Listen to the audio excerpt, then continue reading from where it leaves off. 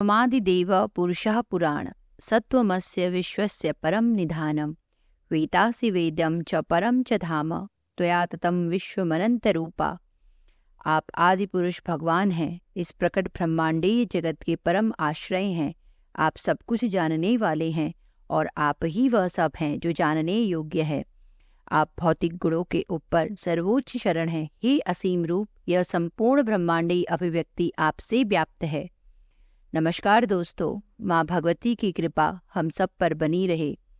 आज हम परम ब्रह्म श्री कृष्ण जो गोलोक में विराजमान हैं, जो सत्य चित्त और आनंद के स्वरूप हैं, जो इस संसार की उत्पत्ति और विनाश के कारण हैं और जो तीनों तरह के तापों का नाश करने वाले हैं, उन कृष्ण और प्रकृति के आधार का वर्णन करने जा रहे हैं।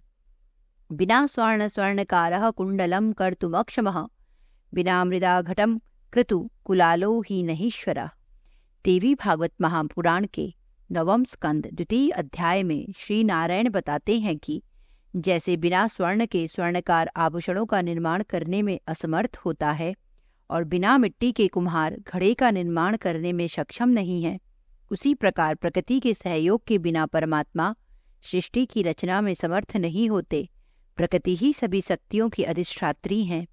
जैसे आत्मा नित्य है, आकाश नित्य है, काल नित्य है, दिशा नित्य है, गोलोक नित्य है, वैकुंठ नित्य है, उसी प्रकार ब्रह्म की सनातनी लीला शक्ति प्रकृति भी नित्य है।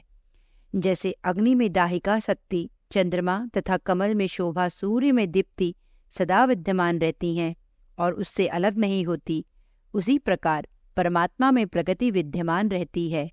उनसे ही परमात्मा सदा शक्तिमान रहते हैं। उनसे संबंध होने के कारण ही परमात्मा भी भगवान कहे जाते हैं। वे परमेश्वर अपनी इच्छा शक्ति से संपन्न होने के कारण साकार और निराकार दोनों रूपों में अवस्थित रहते हैं।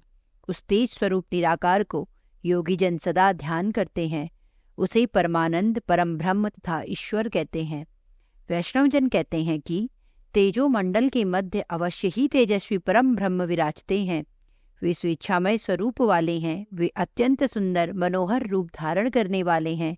वे किशोर अवस्था वाले, शांत स्वभाव, सभी मनोहर अंगों वाले हैं।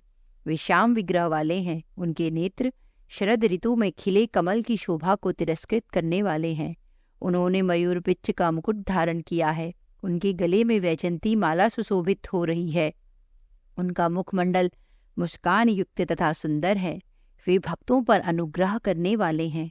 वे पीताम्बर से सुशोभित हो रहे हैं। उनकी 2 भुजाएं हैं। उन्होंने मुरली को हाथ में धारण किया है। वे सर्वशक्ति से युक्त, सब प्रकार से स्वतंत्र वह सर्व मंगल रूप हैं। वे जन्म, मृत्यु, जरा, व्याधि, शोक और भय को दूर करते हैं। उन परमात्मा परम ब्रह्म को कृष्ण के नाम से पुकारा जाता है।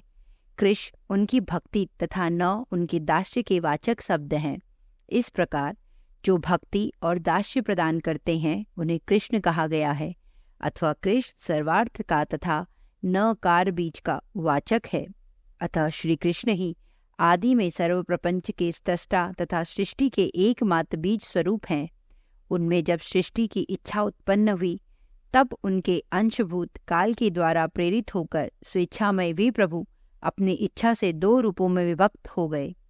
उनका वाम भाग स्त्री रूप तथा दक्षिणांश पुरुष रूप कहा गया। आज के लिए बस इतना ही। अगले भाग में हम राधा रानी की दिव्यता का वर्णन करेंगे। हरिओम तत्सत।